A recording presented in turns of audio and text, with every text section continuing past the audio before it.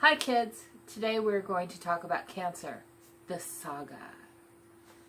Well, I'm going to try and get through this video without being emotional, but just in case.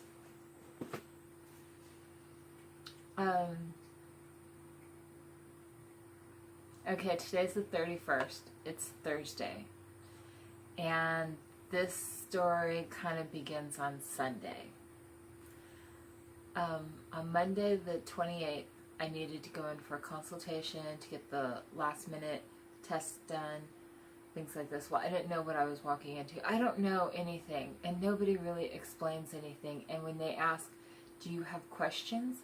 I don't know what to ask. I mean, I'm like, I don't think so, but I don't know. I mean, and then when I do ask questions, they're like, well, duh. And I don't know. I mean, this is the first time that I'm going through this. You know, I mean, I've had other medical problems, but you know, everything's different. And a lot of my medical problems I had that were similar were, you know, 20 years ago. Things have changed a lot since then. So, a couple weeks ago, I'm not going to use anybody's names. I don't have anybody's permission to use any names, so I will not be using them. I haven't talked to anybody about doing this video. No, my family does not watch my videos, okay? So, I'm just not. So a couple weeks ago, my aunt was here, and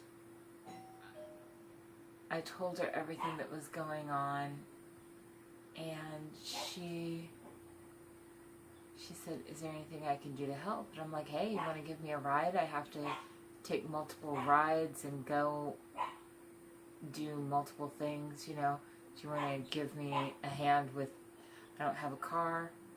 I live in a small town. All of this stuff is in Sacramento. So there's nowhere I can ride my bike to, okay? And that's my main form of transportation, is my bicycle. Not motorcycle, bicycle. So, there you go. So, anyways, she said, yeah, sure, I'll take you to your consultation. No problem. So on Sunday, the 27th, I text messaged her saying, you're still taking me tomorrow, right? ? And she sends me a text message. She says, oh shit, I forgot. Well, I have to go take this car. I'm not going to use anybody's names, but I have to take this car to go get it smogged and insured.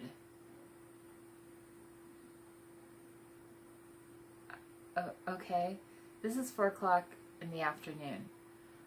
Now I have to find someone to take me. And not only that, I know I'm not important,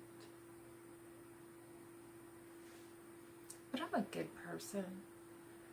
I don't deserve to be treated like that. It's like, if your niece is like, oh, I have cancer, can you help me by taking me to a consultation before my first surgery? This is my first surgery. I know there will be a minimum of 2. And then you're like,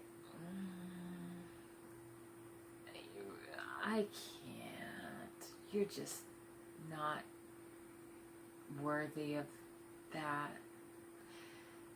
It broke my heart. It hurt my feelings so bad. What kind of person does that? I'm not a bad person. I don't go out hurting people and kicking small animals and talking in the theater. I don't do those things. I would tell you all the good things about me, but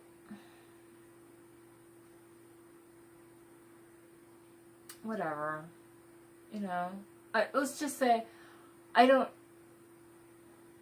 not a bad person. I don't go out hurting others. And if you can't see me, if you don't see me, you're missing out. You're missing out on a good person in your life.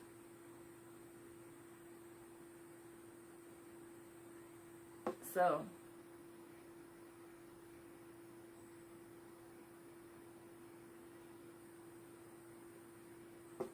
I cried. I cried like a child. I don't think I've cried that hard about anything. It just really hurt my feelings.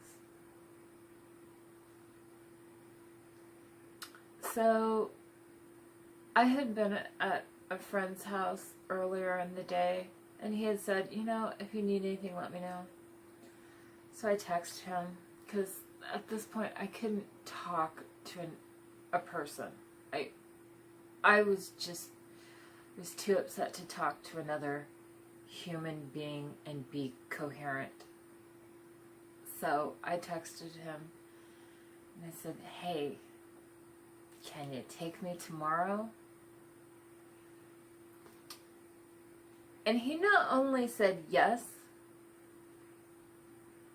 but after we got there, I had no idea that I was going to have to go do more tests. I thought maybe a blood test, but I had to get an EKG and a blood test, and come to find out, a urine test. Okay, let's not jump ahead in the story. So, we get there, which we have to go from the small town that we live in to Sacramento, and we get there, and I start finding out about other tests. I found out that I have to take an EKG and a blood work. Okay, fine. So,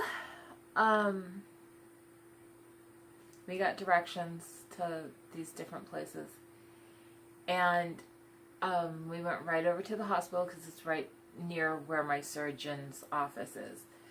And I went in there to get the EKG, and I really had no idea what I was doing. I just kind of walked in there, and I'm like, hey, I have a piece of paper. So, they tagged me.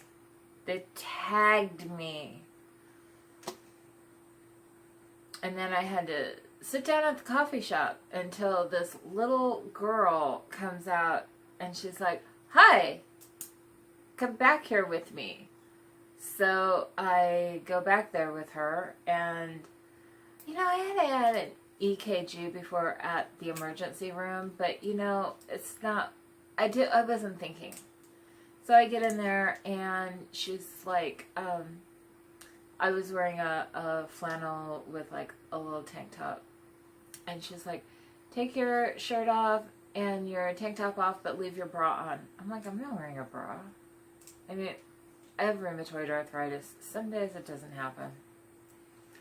So, she's like, oh, well, like, she was like totally confused as what to do. She was just like, well, leave your tank top on then? Okay. So I lay down on the bed, she puts a bunch of stickers on me, and then she starts hooking them up to these wires, and I'm like, okay, so after this we're going to wait for a lightning storm, and then you're going to be like, it's alive! And I'm going to walk out of here like Frankenstein's monster. She didn't get the joke. She's like, no. And then she starts explaining it. I'm like, seriously? You didn't get the joke? Whatever. So I leave out of there, and my friend and I are leaving, and I told him, I said, you know, I could have done the same thing at my brother's. He has 2 little girls. They could have come there and put stickers all over my body and whatever, and it would have been free. So, and then we get out to the truck, and I'm like, they tagged me. It was a tag and release program, but still, they tagged me. So, yeah. Hey, I got released, right? So we go over to the, it's Quest Diagnostics, which it's a whole chain of places that, you can get lab work done. So we go over there to get lab work done. It's right, the hospital's here, and, the surgeon's office is here, and, the blood clinic place is here. So we go right over there. No big deal. Until we walk in the door. It looked like a homeless shelter. There looked like there had been people that had been camped out for 2 weeks. I mean, it was like babies were crying. There were at least 40 people in that room. And I walk in, and right about that time, one of the technicians walked out, and she's yelling at the crowd about, well, if you're not happy, you can just get up and leave. And then I'm in line, and I have been to Quest diagnostic lab work places quite a few times. But I had real bad anxiety at this time. I have anxiety. I take medication, whatever. And my anxiety level was just through the roof.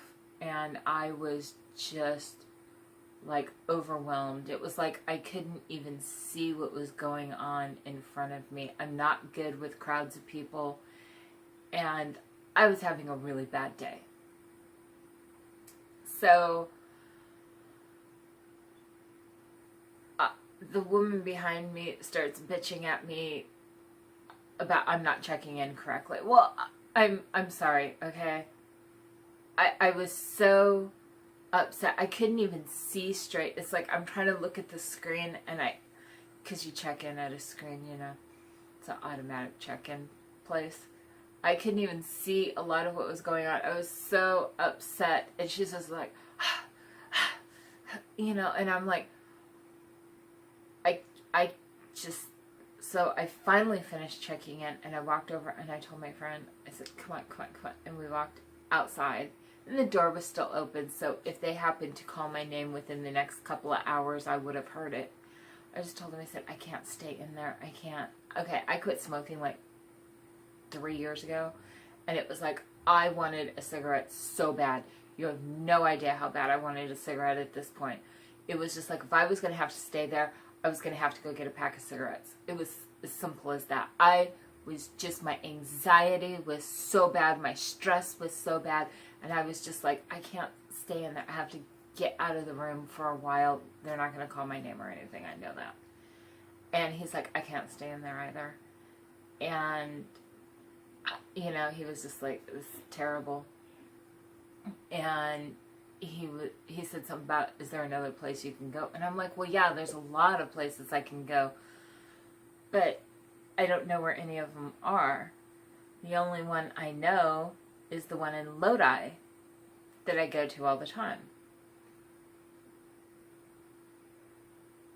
Now, Lodi is probably about 40 miles away from where we were at that time. And he's like, okay, well, let's go do that. And I'm like, all the way in Lodi? He's like, it's just in Lodi. It's not far. So let's just go do that. And I was like, oh my God, what a kind human being. Yay. I can't believe that he just volunteered to do that. That was just so sweet. And I was so appreciative of that. Of all the things he did that day, that was the thing that was most appreciative, I think, because it was like I didn't have to sit in that situation. That, like I said, it was just... So, we drive to Lodi. We get there at the center. I go to open the door, it's not opening. And I'm like, oh no. And I look up at the sign and it says closed for lunch between 12 and 1. It was 9 minutes after 12. I was just like, no, this can't be happening. So he's like, oh, let's go get something to eat. So we drive around, had to go to you know, whatever. Anyways, we have this really good lunch. It was the kind of place that I really love to go to. It was that, it's like a local place that makes real food with a variety of things on the menu. So we had a good lunch. It was really good. And then we go back. They had just opened. I was like the first person in there. And I check in. Everything's mellow and calm and peaceful. And then I get called in right away, obviously, because I'm like the first person there. And I go sit down, and she takes my blood. And she took like 4 big, huge vials. I mean, not just the little ones normally, but these are like the big ones. And I told her when she got done, she goes, "Is this you?" And she shows you all the vials. You know how they always do that. And I look at them all, and I'm like, "Yes, that's my name on all 4 of them." And then I told her, I said, "You know, I'm anemic, so when you get done with that, can I have it back?" And she just looked at me, and I smiled, and she smiled, and it was just like, okay. And I'm like, you know, if you cannot have a good attitude and keep your sense of humor, you know, you're gonna get real down and depressed about things. So that's I always try to keep a positive attitude about things, keep a sense of humor, don't stress people out and stuff. They're just doing their job. Just be a pleasant person, go along with what they need because they are just doing their job. And so I try to keep a good attitude. And then she gets a cup out. Nobody had told me about this. She gets a cup out, and she's just like, there's the restroom right there, you know. And I'm like, oh. And I'm just like, oh, seriously, you know. And then you go into those restrooms. Okay, this is the thing. You go in there, and, okay, it's awkward enough doing what you have to do. Okay? It's just awkward. And then it's like, there's just like a toilet and a sink all the way over there. All the way over there. Let me get my binoculars out so I can see the sink all the way over there. It's like, okay, I'm doing this and, you know, whatever. And then they give you those little wipey things that are like, they're like this big. It's like, seriously? Seriously.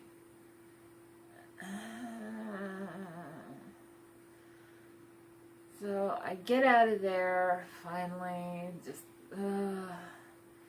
and I needed to stop at the grocery store, and so I stopped at the grocery store, and I came home, and I'm like, oh my God, you know, you were just like the best friend ever to do all this crap. This took like 5 hours, okay?